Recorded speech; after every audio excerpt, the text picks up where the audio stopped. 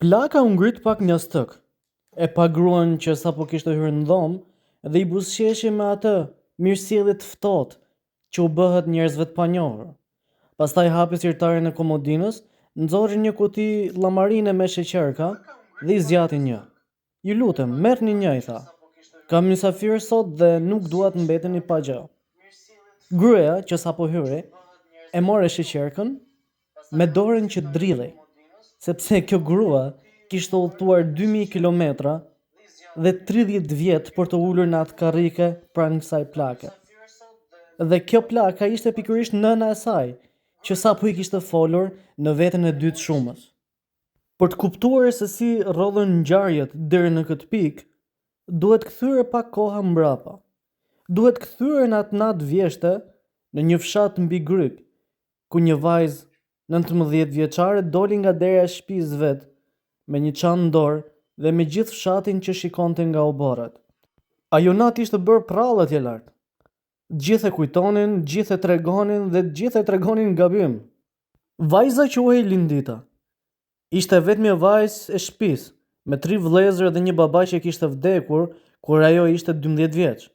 Nëna, Zoja, e kishte mbajtur familjen me duart e veta, me bagti, me duhan dhe me atë lloj ashpërsie që në ato male quhej dashuri. Një natë vjesht të fshatit dëgjoi britma nga oborri i tyre. Dëgjoi një pjatë që u thye. Dëgjoi zërin e Zojës që doli deri te udha, të fortë sa e dëgjuan edhe në lagjen përballë, duke i thënë të bijës të mos e quante më kurrë veten bija e saj shtëpie, dhe pastaj derën që u mbyll. Lindita zbriti shtegun e errësirë pa u kthyer as edhe një herë. Kaloi natën në stacionin e autobusëve të qytetit, poshtë një çatie llamarine, dhe në mëngjes hipi në autobusin e parë për në Bregdet. 3 javë më vonë ishte një gomone me 20 e ca vet, me detin që hynte brenda, me çantën e shtrënguar mbi gjoks si të ishte një fëmijë i vogël. Fshati mbylli çeshin atë javë. Në përobor u tha ajo që thuaj gjithmonë, se vajza kishte ikur me një burr, se e kishte tërpëruar shtëpinë, se ëma e kishte mallkuar dhe e kishte bërë mirë që e kishte bërë një gjë të tillë. Askush, asnjë njeri i vetëm në atë fshat nuk e pyeti veten pse një nën që mallkon bien ngrihet po atë natë ecën 3 orë në errësirë deri te rruga e Malle dhe i lë asaj në xhep të gjitha paratë e shtëpisë, sepse këtë pjesë askush nuk e pa. Italia ishte e ftohtë në mënyra që Lindita nuk e kishte imagjinuar. Fjeti 6 muaj në një dhomë me 3 gra tjera.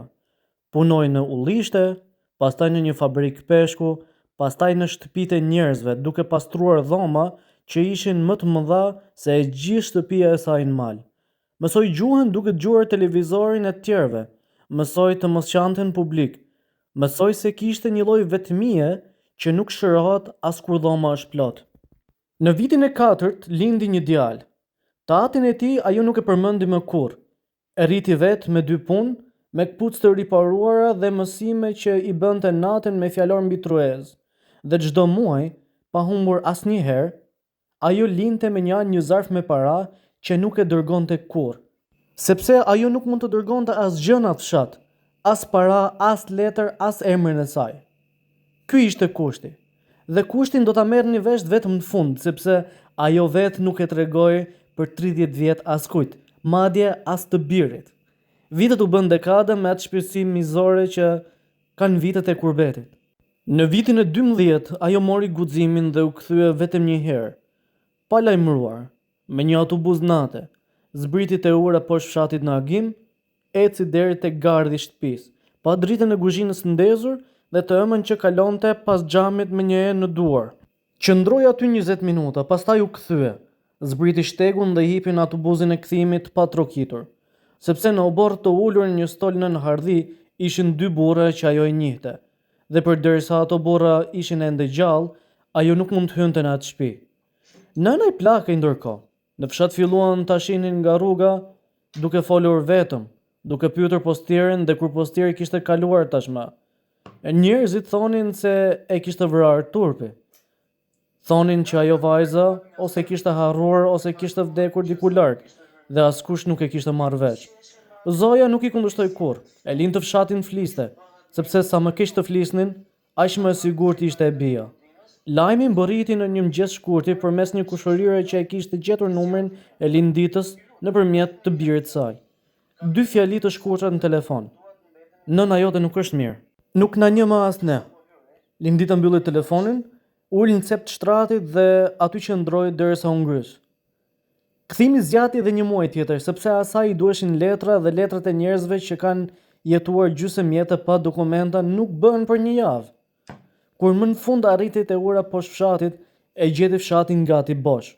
Nga 80 shtëpi kishin mbetur thjesht një 10-11 që i dilte tymi. Shtëpia e saj ishte ende në këmbë. Hardhia ishte tharë dhe stoli nën të nuk ishte më. Nëna ishte në dhomën e vogël nga lindja, me një kushërir që kujdesej për të 3 herë në ditë. Kur Lindita hyri, gruaja më shuar në krevat ktheu kokën, e pa e gjatë, dhe pastaj bëri atë që bënte me çdo njeri që hynte në dhomë. Hapi sirtarin dhe i ofroi një sheqerk. Ajo nuk e njohu atë ditë. Nuk e njohu as të nesërmen. Nuk e njohu as një ditë të vetme nga gjithë ditët që erdhën. Dhe kështu nisi një nga ato betejat për të cilat nuk jepet asnjë medalje. Lindita shkonte çdo mëngjes në orën 8.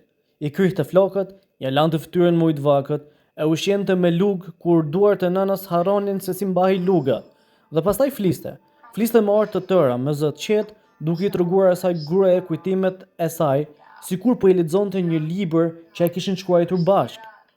I tregonte për fikun të mori i pasëm, atë që i jepte fruta 2 herë në vit dhe që e kishte mbjell babaje. I tregonte për dimrin kur ujku hyri në vath dhe nëna doli me sfurk në duar. I tregonte për ditën e parë të shkollës kur i kishte qepur një çantë nga një thes bluje që i kishte thënë se dije nuk ta merr dot askush. Nëna e dëgjonte me vëmendje, tunte kokën, ndonjëherë thoshte se ishin histori të bukura. Njëherë e pyeti nëse ajo gruaja që e tregonte këto, pra që po i tregonte këto gjëra, mund të ishte gazetare. Dhe çdo mbrëmje kur Lindita mbyllte derën pas vetes, ecë deri tek fiku i tharë dhe qante aty. Qante aty në errësirë, vetëm që mos ta dëgjonte askush. Pati mëngjese që i dhan shpresë. Një ditë nëna nisi këndonte me zë të ulët një ninull të vjetër, të njëjtën ninull me cilën e kishte vënë të flinte për vite me radhë Linditën. Dhe Lindita ndaloi krerrin në ajër dhe nuk guxoi as të merrte frym. Por ninulla mbaroi. Nëna e pyeti nëse donte ujë. Dhe pastaj erdhi dita që Lindita nuk e harroi kurrë deri në fund jetës. Një pasdite maje e gjeti nënën e zgjuar që herët, të veshur me këmishën e mirë, me flokët e mbledhur dhe me duart mbi organ. Kushërira i tha se plaka ishte zgjuar në orën 5 dhe kishte kërkuar sapunin e mirë. Kur Lindita hyri, nëna e buzëqeshte dhe i tha diçka me një gëzim që nuk ja kishte parë kurrë asnjëherë në këto muaj. I tha se sot nuk kishte shumë kohë për muhabet sepse po i vinte vajza nga larg. Tha se e kishte marrë vesh lajmin. Tha se duhet bëhej gati sepse vajza e saj ishte imët dhe ftohtë dhe duhet t'i vihej organi trash.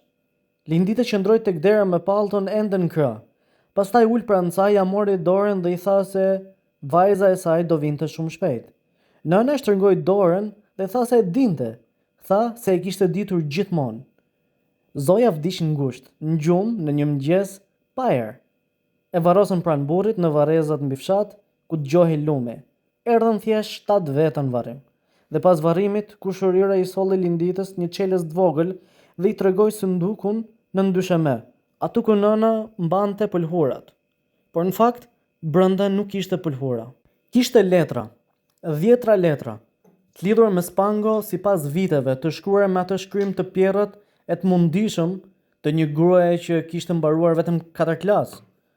Asnjëra nuk ishte dërguar, asnjëra nuk ishte adresë, sepse nëna nuk e kishte ditur kurrë ku ishte bia.